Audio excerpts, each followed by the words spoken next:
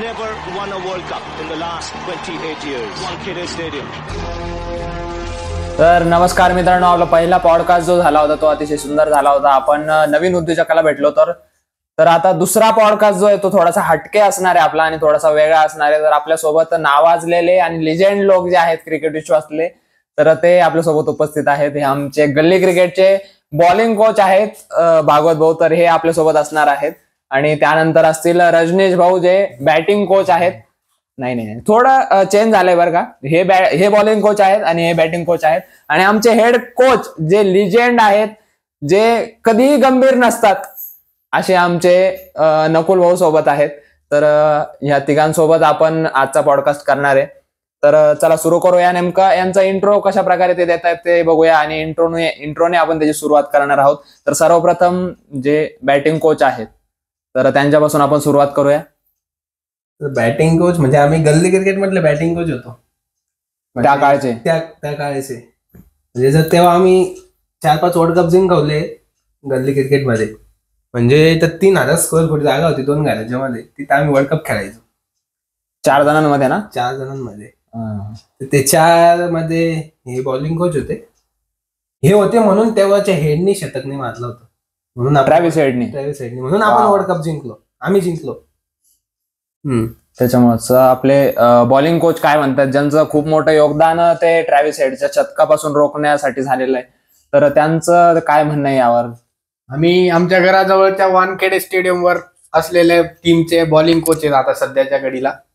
आता आम्ही तेव्हा खूप विविध प्रकारची बॉलिंग प्रॅक्टिस करून घ्यायचो आमच्या बॉलरांकडून. बॉलर थकलेले राहायचे, म्हणायचे बस झालं सर, तरी आम्ही म्हणायचो थकला तरी आपल्याला थांबायचं नाही, आपल्याला वर्ल्ड कप जिंकायचा आहे, आगे बढते रहना है.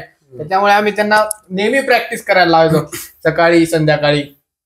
त्याच्यामुळे आज आम्हाला वर्ल्ड कप दिसतोय, आम्ही वर्ल्ड कप जिंकलेलो. 3-4 गल्ली क्रिकेटमध्ये आम्ही वर्ल्ड कप जिंकलोय. हो, 3-4 तर सहज असतील. आणि आपले जे हेड कोच आहेत तर त्यांना विचारायचं कामच नाही, कारण ते गंभीर नसून गंभीर तर ते अजिबात नाही. त्याच्यामुळे ते फक्त ऑन द पॉइंट बोलतात, जिथं चुकी झाली तिथंच बोलतात. त्यांना नेहमी सत्य बोलायची सवय. त्याच्यामुळे ते जास्त काही बोलू शकत नाही. ते फक्त त्यांचा प्रेझेन्सच इथं खूप झाला, खूप मोठी गोष्ट. त्यांचा प्रेझेन्स एक शब्द काहीतरी बोलू शकतात असं. बोला भाऊ, काही अडचण नाही, तसं बोलू शकतात तुम्ही सर, काही असं आहे नाही. जाऊ दे, ते खूप गंभीर आहेत ते सध्या, त्याच्यामुळे ते बोलू शकत नाही. आपण पुढे वळू. आपण जसं आता बघितलं की आताचा जो वर्ल्ड कप झाला आपला 2024ला आपण जिंकलो तो वर्ल्ड कप. तर तो वर्ल्ड कप झाला तर तेव्हा आपण कोच बघितले असतील तर राहुल द्रविड तेव्हा कोच होते. आणि त्यांचा विचार आपण तेव्हा त्यांनी मांडला. तर त्यांचा विचार होता की 2023 मध्ये जेव्हा तो वर्ल्ड कप झाला होता तर तेव्हा ते सोडण्याच्या तयारीत होते प्रशिक्षक पदाची जबाबदारी. तर त्यांनी तेव्हा जर ते सोडले असते आणि ती जबाबदारी समजा आपल्या गंभीर सरांकडे आली असती, हेड कोचकडे, तर मग हा वर्ल्ड कप आपण जिंकू शकलो असतो का? किंवा मग काय वाटतं, कशा प्रकारे हा वर्ल्ड कप आपल्याला गेला असता? मला तर असं वाटतं आपण जिंकलो शकलो असतो, पण ज्या पहिल्या 2-3 मॅच आहे ते आपल्याला द्यावा लागले असतात. म्हणजे जे आता जसं ट्रायल मॅचेस जसं की श्रीलंका सिरीज आपण आता जस्ट लॉस झालो, जसं गंभीरामध्ये, तर ती त्यांनी अशीच दान दिली देवाला. फर्स्ट ट्रायल आहे. फक्त इथं ते बघत होते की जसप्रीत बुमराह ओपनिंग करू शकतो का, रोहित शर्मा बॉलिंग टाकू शकतो का, त्याच्यासाठी ती ट्रायल सिरीज होते. म्हणजे प्रत्येकाला ऑलराऊंडर बनवण्याचं त्यांचं असं हे होतं. जसं की आपण बघतो त्यांनी यावेळेस KKR टीमला IPL विजेता बनवला. त्याच्यामध्ये त्यांचा तो बॉलर, काय त्याचं नाव, तो ओपनिंग करायचं नाही का, सुनील नारायण. त्यांनी जवळपास सेकंड का थर्ड हाय रन स्कोअर होता तो. म्हणजे तसं काही वेगळं हे चालू होतं. ते बघत होते की इथं पण कुलदीप यादव किंवा जसप्रीत बुमराह ओपनिंग करू शकतो का. म्हणजे तसं जर झालं तर एक नवीन क्रांती आपण त्याला म्हणू शकतो, नवीन चेंज. समोरची टीम अचानक पाहून दचकली पाहिजे असं लगेच. हे काय म्हणजे बॉलिंग मध्ये तर खतरनाक आहे, पण मग बॅटिंग मध्ये डायरेक्ट एकदम टेस्ट करणार म्हटलं बॅटिंग मध्ये पण. बरोबर. जसं की आपण बघतो कपिल देवनी टेस्ट मॅच मध्ये 5000 रन पण बनवले आणि 450 विकेट पण घेतले. तसं काही जसप्रीत बुमराह करू शकतो. ते जर ऑलराऊंडरच होते पहिल्यापासून, पण मग यांना ऑलरेडी ते बॉर्न फॉर बॉलिंग झालेले आहेत, तर त्यांना बॉर्न फॉर बॅटिंग सुद्धा आपण तयार करतो. गंभीरामध्ये गंभीर सरांनी सर्वांनाच गंभीर करून टाकले, सर्व प्लेयरांना, की तुला बॅटिंग पण येते तर तुला बॉलिंग पण शिकावं लागेल. तुम्ही ऑलराऊंडर बनवून टाकतायत. ते 11 प्लेयर जे आहेत आपले, ते सर्व ऑलराऊंडर पाहिजे असं त्यांचं म्हणणं आहे. आणि त्यांनी आता असं केलं की जे आपले इंटरनॅशनल प्लेयर आहेत ते फक्त इंटरनॅशनल मॅचेस नाही तर डोमेस्टिक क्रिकेट पण खेळतील. ही त्यांच्या हिरातली नवीन म्हणजे बघू शकतो आपण. म्हणजे आपण त्याला थोडक्यात असं म्हणू शकतो की एखाद्याचा युगो जर असत की नाही मी फक्त इंटरनॅशनल खेळ डोमेस्टिक कडे लक्ष देणार नाही, तर तो युगो स्वतः त्यांनी घालवला. एवढा मोठा युगो होता ईशान किशनचा, पण शेवटी ते आता डोमेस्टिक क्रिकेट खेळावंच लागेल त्यांना. पुढचं जर त्यांना जर टीम इंडियामध्ये जागा करायची असेल तर त्यांना डोमेस्टिक क्रिकेट खेळणे खूप इम्पॉर्टंट आहे. बरोबर आहे. त्याशिवाय त्यांना जागा नाही. त्याचं इम्पॉर्टन्स त्यांनी समजावून सांगितलं त्यांना आणि ते कळवून दिलं त्यांना. आता पण दुलीप ट्रॉफी वगैरे काय त्यामध्ये खेळताय ना आपले जे इंटरनॅशनल प्लेयर आहे, मोठे मोठे चेअर आहे, ते डोमेस्टिक क्रिकेट खेळताय. म्हणजे इंडियन क्रिकेट काही चांगलं. गौतम गंभीरचा फोन बोला सर. राहुल द्रविडचा फोन. बोलून घ्या. बरं मग काय म्हणणं काय होतं तुमचं नेमकं? तुम्ही म्हटले की आणि राहुल द्रविड का जबाबदारीवर राहिले असं का बरं म्हणणं? तुमचं काही योगदान आहे का त्यामध्ये? आमचं मी रोहित शर्मा सांगितलं होतं. अच्छा. मग त्यांनी त्याला कॉल केला म्हणजे तुम्ही 6 महिने पुढे एक्सटेंड करा. मग ते रोहित शर्मा आम्ही गल्ली क्रिकेट सोबत खेळायचो. हा, आम्ही असं ऐकलंय की तुमचे जय शहा सोबत सुद्धा एक कॉल होता आता. अच्छा. ते म्हणे ते आपलं चॅम्पियन ट्रॉफी ना पाकिस्तानमध्ये खेळायची की नाही असं. अच्छा. हा, तो पण माझा एक प्रश्न पुढे येणारच आपल्याला की तर आम्ही त्यांना सांगितलं की आपली टीम पाठवा तुम्ही, कारण की ते प्लेयर सुद्धा आपल्या देशात येतात. एक सांघिक भावनेने ते खेळ भावनेने आपल्याकडे नाही, पण तरी बऱ्याच वर्षापासून ते सुद्धा आपल्या देशात आलेले नाहीत आणि आपण सुद्धा गेलेलो नाही. असं बऱ्याच वर्ल्ड कप साठी आले होते, वर्ल्ड कप साठी आले होते आपल्याकडे, हारून गेले. तशीच प्रकार त्यांना जशी सिक्युरिटी पुरवण्यात आली तशीच आपल्याला त्यांनी पुरवली पाहिजे. सिक्युरिटी पुरवली पाहिजे. त्यांनी जर ती जबाबदारी घेतली तर मग आपल्याला जायला काही हरकत नाही असं आपण म्हणू शकतो. मग आपले प्लेयर तिथे जाऊन चांगला परफॉर्म करू शकतात. आणि आपण प्लेयरांसाठी त्यांचं जे काही आहे जेवण वगैरे इथून पाठवू शकतो सोबत, कारण तिथे भेटण्याची शक्यता कमी. डबे बांधून नाही भाऊ, डबे कसं काय तिथं ते 5 स्टार हॉटेलमध्ये नाही ना भाऊ, तिथं सध्या कंडिशन खराब आहे असं म्हणणं आहे त्यांचं. तिथं ते जरा महागाई वाढलेली त्याच्यामुळे ते आटा वगैरे देतात त्यांना. नाही, त्यांच्या प्लेयरसाठी पण आपण पाठवू शकतो इकडनं. अन्नदान केलेलं चांगलं असतं असं म्हणतात, तर थोडंसं अन्नदान केलं आपण तर चांगलं होईल असं. बरोबर आहे. आणि आता जी श्रीलंका वर्सेस इंडिया सिरीज चालू आहे, तर त्याबाबत काय म्हणणं आहे? ते आपण जर समजा पहिलेच ती सिरीज समजा हारलो T20 सिरीज, तर मग त्या बाबतीत तर त्या सिरीज मध्ये रोहित शर्मा सर सोडून बाकी कोणीच बॅटिंग केलेली नाही. बाकी फक्त ट्रायल अँड एररच्या बेसिसवर त्यांना खेळवलं जात होतं. तू हा जर प्लेअर या मॅच मध्ये चालला तर याला पुढे चान्स भेटेल, नाही तर हा आज खेळला नाही तर पुढे कॅन्सल. त्यामुळे त्यांना जास्त चान्स दिले नाही बाकीच्यांना. त्याच्यामुळेच काहीच गंभीर सरांचा थोडासा विचार बदलला असेल की वरच्या फळीतले जर फलंदाज आहे ते जर अयशस्वी ठरले तर मग खाली खेळायला कोणीच राहत नाही. त्याच्यामुळे गोलंदाजांना सुद्धा फलंदाज बनवण्याचा आणि फलंदाजांना सुद्धा गोलंदाज बनवण्याचा काही मानस वेगळा मानस आपण बघू शकतो. त्या सिरीज मध्ये शुभमन गिलने 1 ओव्हर बॉलिंग केली, रोहित शर्माने 2-3 ओव्हर टाकल्या, त्यानंतर रियान परागने उत्कृष्ट बॉलिंग केलेली. त्याने 2 ओव्हरीमध्ये 4 विकेट घेतल्या होत्या आणि काहीतरी 7 का 8 रन दिले होते. 9 ओव्हर टाकल्या होत्या, त्याच्यामध्ये 4 विकेट घेऊन आणि 6 का कितीतरी टोटल सिरीज मध्ये असं काहीतरी होतं. म्हणजे आपण बघू शकतो ते आजकाल त्यांना माहिती की हार्दिक पांड्याची इंजुरी कन्सर्न आहे, त्याच्यामुळे ते शुभम दुबेकडे जास्त फोकस करताय.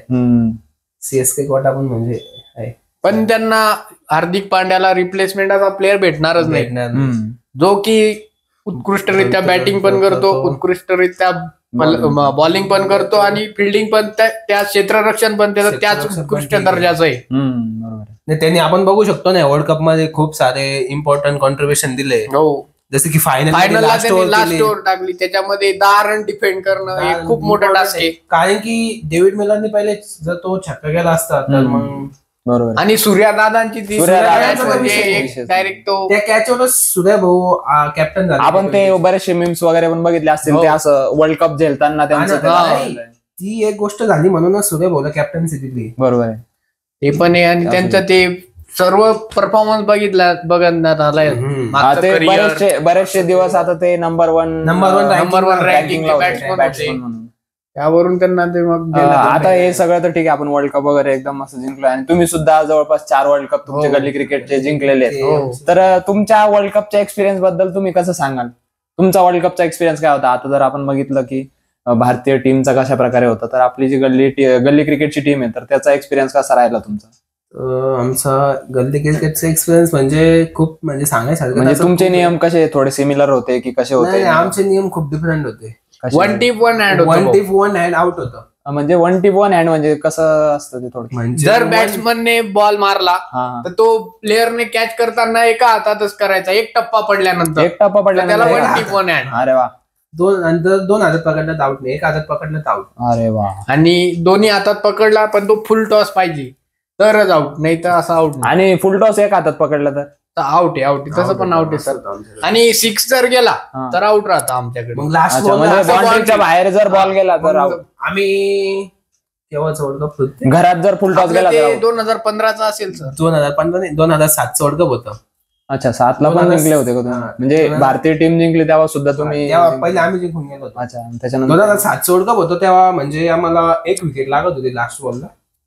म्हणजे लास्ट बॉलला 1 रन आणि एक विकेट किंवा 1 रन लागत, म्हणजे 1 रन जर त्यांनी काढला असतं ते जिंकले असते, आम्हाला 1 विकेट लागत होती. पण आमच्यातले बॉलर जे आता बॉलिंग उत्कृष्ट फिल्डर पण होते त्यावेळेस, तर त्यांनी वन टिप वन हँड जे बोललो का आपण तशी कॅच पकडली, कॉटन बोल्ड केलं समजा. बॉलिंग तेच करत होते, एका हातामध्ये पकडले त्यांनी वन टिप वन हँड. मी पण बघितला होता, अगदी बाउंड्रीवर त्यांनी तो झेल पकडला होता बॉलिंग टाकताना. आता आपली बाउंड्रीच असं म्हटलं तो क्षण मी विसरू नाही शकत आजपर्यंत. बरोबर आहे सर. एखादा इतका अतिउच्च क्षण ज्यामुळे आपण मॅच जिंकलो, आपण वर्ल्ड कप जिंकलो, तर तो क्षण आपण जीवनात कधीच विसरू शकत नाही. बरोबर आहे. अजून आपल्याला सन्मान ट्रॉफी ते त्याच्यासाठीच आपण तुमची जी ट्रॉफी मानाची तर ती त्याच्यामुळेच आपण इथं तुमच्या रिक्वेस्टने बोलावली. आणि हे आमच्या पहिले खेळायचे ओपनिंग बॅट्समन होते गंभीर सर. अच्छा, त्यांचं पण योगदान असेल काही? नाही, तेव्हा पण ते आमचे मेंटर होते, म्हणजे कोच नव्हते तेव्हा, मेंटर होते. मला वाटतं नचिकेत. अच्छा, नचिकेत सर होते. पण ते आता खूप जुने झाले. ते म्हणे आज मला जमणार नाही, वेळ नाही जास्तीचा, नाहीतर ते आले असते. हो, ते पण अतिउत्कृष्टरित्या बॅटिंग करायचे. त्यांना पण बोलवलं असतं आपण, पण कसं वेळ, संभाजीनगर काम असतात त्यांच्या मागं, म्हणून ते जरा त्यांच्या मागे काम असतात, त्याच्यामुळे त्यांना जमणार नाही ते. मग आम्हाला असं कुठेतरी वाटलं की कन्नड शहरामध्ये लोकांनी क्रिकेटाकडे जास्त फोकस करावं. त्यासाठी आमच्या दोघांच्या मार्गदर्शनातून तिथे आम्ही नवीन स्टेडियम ओपन केलं, यास अकॅडमी म्हणून. आम्ही तिथे स्टेडियम चालू केलेलं आहे यश भाऊच्या घराजवळ. यश भाऊच्या घराच्या मागे. मग त्यांचं नाव का दिलं त्याला?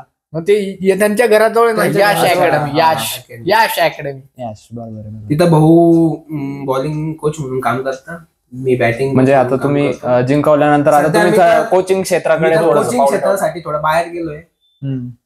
ते सध्या बॅटिंग बॉलिंग दोघं बघता. दोघं काम मला. मग आता जिंकल्यानंतर, वर्ल्ड कप जिंकल्यानंतर काय तुम्ही बॉलिंग करत होते का बॅटिंग करत होते? जास्त काही त्याच्यात हे नाही. मग आम्ही जे सर्वांना प्रशिक्षण देतोय आता, आम्ही नवीन नवीन प्लेअर तयार करतोय. अच्छा, ते फ्युचर मध्ये 2050 पर्यंत तरी खेळून जातील वाटतं एखादा वर्ल्ड कप. पण तुम्ही टिकशाल का 2025? आता बघू पुढे काय होतं आपल्या हातात. थोडी आमची फिटनेस तसं फिटनेस आहे आमचा, पण बघू आता. फिटनेस एकदम छान आहे. शरीराने साथ दिली पाहिजे. हा, बरोबर. थोडस वडापाव वगैरे चालू असतात, पण मग हो, फिटनेस चांगला आहे. वडापावचं काय, कालच 3-4 खाऊन झाले, पण फिटनेस चांगली. आता रोहित शर्मा किती वडापाव खात? नाही, त्यांची तर गोष्ट वेगळीच आहे. तो ओडीआयचा नंबर 2 बॅटर झाला. बरोबर. आणि काही काळ आधी ते नंबर 1 सुद्धा होते. टेस्ट रँकिंग मध्ये टीम इंडिया नंबरला होती. तिन्ही फॉर्मॅट मध्ये नंबर 1 ला होते, असं सुद्धा झालं. मी त्यांचं क्षेत्ररक्षण पण बघू शकता. क्षेत्ररक्षण पण उत्कृष्ट आहे त्यांचं. म्हणजे त्यांची फिटनेस ठीक आहे. फिटनेस मध्ये तिथं ते मागे नाही, त्यांच्याकडे स्किल्स आहेत. ते स्किलच्या बळावर स्किल्स मॅटर करते. ते एकटा एका टीमचे पूर्ण रन काढू शकतात. 264 डायरेक्ट असं. बरोबर आहे. त्यांचा विषय आपण नाही घेऊ शकत. त्यांना प्रशिक्षण भाऊंनीच दिलंय. अच्छा, बॅटिंग कोच म्हटल्यावर सरांची बॅटिंग कशी असेल तुम्ही विचार करा. रोहित शर्मा एवढी तुफानी भारी असेल बॅटिंग एकदम. करतो तर अग्रेसिव्ह बॅट्समन होतो मी माझ्या काळात. अग्रेसिव्ह. मोस्ट ऑफ तुमचा स्कोअर किती होता समजा ओडीआय मध्ये जर आपण पकडलं तर ओडीआय मध्ये Highest score. हायस्ट स्कोर किती होता? ओढ्यामध्ये हो. ODI मध्ये? म्हणजे आमच्याकडे ओढ्या ही 20 ओव्हरची व्हायची आणि अच्छा. T20 10 ओव्हरची व्हायची. 10 ओव्हरची. मग त्यानुसार आमचा हायस्ट स्कोर होता 99. अरे एका रनासाठी भाऊ फक्त. ते आउट झालं होतं ना. अरे रनआउट केला होता का? रनआउट. विराट ते आमचा टीमचा एक बॅट्समन विराट कोहली सारखा बॅट्समन. तसा त्यांनी अच्छा अच्छा. अरे यार. त्यांनी म्हणजे out केलं थोडक्यात होतं की आपले हेड कोच सरांनी आउट करून दिलं नाही होतं. नाही हेड कोच सरांनी नाही. हेड कोच सर तेव्हा खेळायला नव्हते. अरे. ते कोच होते ना आपले मेंटॉर. मेंटर. ते मेंटर होते तेव्हा तुम्ही खेळत होते ना, बरोबर आहे? बरोबर बरोबर. म्हणजे एक रनावरून शतक हुकलं, एक रन जर अजून झाला झाला असता तर. हायएस्ट स्कोर आतापर्यंत हिस्ट्रीमध्ये गल्ली क्रिकेटच्या हिस्ट्रीमध्ये हायएस्ट स्कोर झाला असता. नाही ते वर्ल्ड कप मधला हायस्ट स्कोर होता. वर्ल्ड कप म्हणजे त्याचं हिस्ट्री मी मधला century direct. मारलं. हो पण तुमच्या तो करिअरचा हायस्ट स्कोर राहिला. करिअरचा नाही भाऊ, मी तसं सेंचुरी मारलंय. मी ते मारलं. वर्ल्ड कप मधला वर्ल्ड कपचा हायएस्ट स्कोर वर्ल्ड सांगितला कपचा त्यांनी. होता तो. Sorry, sorry. त्याचा माझा हायस्ट स्कोर 156 रन आहे. हो. खूपच मी खूप 20 ओव्हरच्या हा. ODI मध्ये ODI मध्ये. 156 म्हणजे जेवढी खूप एक झाला टीम तो. बनवू शकत नाही एक एवढं. म्हणजे team मी बनवते. त्या मला एकट्याने वाटतं बनवलं. किती 400 का 450 स्ट्राईक रेटने खेळलो होतो. हो बापरे. खूप फास्ट खेळले होते म्हणजे तुम्ही. तुमचा किती होता बॉलिंगची इकॉनॉमी? मला बॉलिंगचा इकॉनॉमी 4चा होता सर. कशा T20 मध्ये? हा T20 मध्ये. अरे T20 मध्ये 4ची इकॉनॉमी म्हणजे खूप मोठी एकदम गोष्ट आहे. क्लास. म्हणजे ते एका ओव्हर मध्ये फक्त 4 रन देत होते. आणि T20 मध्ये ते पण main. T20 मध्ये 5 ओव्हरच्या फॉर्मॅट 5 मध्ये. 5 ओव्हरच्या नाही, पण आमच्या T20. वेळेस त्यावेळेस T10 होती ना. हा T10. म्हणजे अरे हा T10 तुमची बरोबर T10 दहा over. T10 लीग होती. नाही आता ते नवीन त्यांनी फॉर्मॅट सुरू केला की 5 ओव्हरची जी मॅच आहे तर ते आणखीन शॉर्ट केले त्यांनी गल्ली क्रिकेटमध्ये 5 ओव्हरची. तर अशा पद्धतीने आपण एकदम उत्कृष्ट मार्गदर्शन आणि आपल्या 2024च्या जो वर्ल्ड कप झाला त्याच्यावर आपण उत्कृष्ट चर्चा केली. आणि नवीन जे हेड कोच आहेत आपले गंभीर सर, तर ते अतिशय गंभीर आहेत, तर त्याच्यामुळे त्यांच्यासोबत जास्त काही बोलणं नाही झालं. त्यांच्या आपण एक्सप्रेशनवरूनच ते सगळ्या गोष्टी आपण जाणून घेऊ शकतो. तर अशा प्रकारे आपण सगळ्या गोष्टींवर एक व्यवस्थित चर्चा केली आणि त्यातून सार एवढंच निघतं की नाही सिलेक्ट झाले तुम्ही इंडिया टीम मध्ये तर गल्ली क्रिकेट नक्कीच खेळा. हो तिथं पण तुम्ही आणि नियम पाळून खेळा. नियम पाळून खेळा. गल्ली क्रिकेटचे नियम जे आहेत तर ते जाणून घ्या पहिले. आणि तर आपण सगळ्या गोष्टी आता जाणून घेतल्या, ते धन्यवाद सुद्धा मांडले सरांचे. पण आपण एक शेवटचा प्रश्न मला विचारायला आवडेल की आता येणारे जे आपली चॅम्पियन्स ट्रॉफी आहे तर त्यामध्ये तुमची प्लेइंग 11 काय असेल? दोघांची सेपरेट पाहिजे जेणेकरून आपल्याला थोडंसं अंदाज येईल की कशा प्रकारे दोघांमध्ये कॉमन बॅट्समन बॉलर वगैरे प्लेअर कोण असतील असं. तर तुमची काय प्लेइंग 11 काय असेल? तर आपण रोहित शर्मा तर कॅप्टन हे फिक्स आहे. हा कॅप्टन. त्याच्यामुळे ओपनिंग तर तो करेल. एक मला वाटतं असं हा रोहित शर्मा पाहिजे, Shubman Gill, okay, third one Virat Kohli, हा 4th Shreyas Iyer, 5 wicket keeper एखादं किंवा Hardik Pandya allrounder batting bowling. त्याच्यानंतर 6 नंबरला विकेट किपर रिषभ पंत किंवा KL राहुल. त्यानंतर 7 number Kuldeep Yadav, 8 number Ravindra Jadeja, 9 number Mohammed Shami, okay, 10 number Mohammed Siraj, 11 number Jasprit Bumrah आणि 3 पण सांगून देतो. बरं ते पण सांगून द्या. रिझर्व्ह म्हणजे अक्षर पटेल, हर्षदीप सिंग, शिवम दुबे. म्हणजे तुम्ही जे टॉपचे बॉलर आहेत जवळपास आतापर्यंत जे आपण विश्वचषकामध्ये ज्यांचा एकदम टॉप परफॉर्मन्स बघितला तर त्यांना कुठेतरी थोडंसं राखीव मध्ये ठेवलंय किंवा रिझर्व्ह मध्ये सरांनी ठेवलंय. म्हणजे सरांचं थोडीशी दृष्टी काहीतरी चेंज झालेली दिसते. आता हा ओडीआय फॉर्मॅट मध्ये ना चॅम्पियन ट्रॉफी, तिथे त्यांनी T20 मध्ये खेळले. ते फॉर्मॅट डिफरंट आहे. फॉर्मॅट नुसार ते Format सरांनी नुसार चेंज player केलंय, प्लेअर चेंज केलंय. बरोबर आहे, ते सरांचं बरोबर तसं आहे. आपण त्यांचं त्यामागे अनालिसिस आहे काहीतरी, त्यांचं बऱ्याचशा वर्षांचा एक्सपिरियन्स आहे त्यामागे, अभ्यास आहे मागचा. त्यामुळे बरोबर आहे. तुमचं काय मत आहे सर? तुमचं प्लेइंग 11 काय असेल? आमच्या प्लेइंग 11 मध्ये सर्वात पहिले आपला कॅप्टन रोहित शर्मा, तो तर असणार असेल. त्याच्यासोबत ओपनिंगला पेअर म्हणून यशस्वी जायस्वाल, 3 नंबरला आपला विराट कोहली सर, त्यानंतर सूर्यकुमार यादव किंवा श्रेयस अय्यर, या दोघांपैकी एक ऑप्शन असेल दोघं. त्यानंतर विकेट किपर मध्ये पण आपल्याला ऑप्शन आहेत, एक KL राहुल आहेत, एक रिषभ पंत आहेत. त्यानंतर आपल्याकडे ऑलराऊंडर याच्यामध्ये पण ऑप्शन घेतलेले आहेत आपण 2 फास्ट बॉलिंग ऑलराऊंडर मध्ये, एक हार्दिक पांड्या आणि एक शिवम दुबे. नंतर स्पिन ऑलराऊंडर मध्ये आपल्याकडे पण पुन्हा ऑलराऊंडर ऑप्शन आहे. राहुल टेवाटिया किंवा रवींद्र जडेजा. थोडासा वेगळा ऑप्शन सरांनी आणलाय राहुल तेवाटियाचा. आणि मग आपल्याकडे स्पिनर म्हणून कुलदीप यादव आणि चहल हे 2 आहेत. 2 परफेक्ट. फास्ट बॉलिंग मध्ये आपल्याकडे 4 बॉलर आहेत. जसप्रीत बुमराह, मोहम्मद शमी जे सध्या इंजर्ड आहेत पण रिकव्हर होत आहेत आता NCA मध्ये. त्यांना तोपर्यंत रिकव्हरी झाली तर त्यांना चान्स दिला जाईल. नंतर मोहम्मद सिराज, नंतर हर्षदीप सिंग, हे असे 4 ऑप्शन आहेत आपल्याकडे बॉलिंगला. तुम्हाला वाटत नाही की जसप्रीत बुमराह पण याच्यात इन्क्लूड पाहिजे? केला ना सर जसप्रीत बुमराह. राहिला का? नाही अरे ते कदाचित ओघात विसरले असतील, कारण ते त्यांना इन्क्लूड पकडूनच चालतात ना.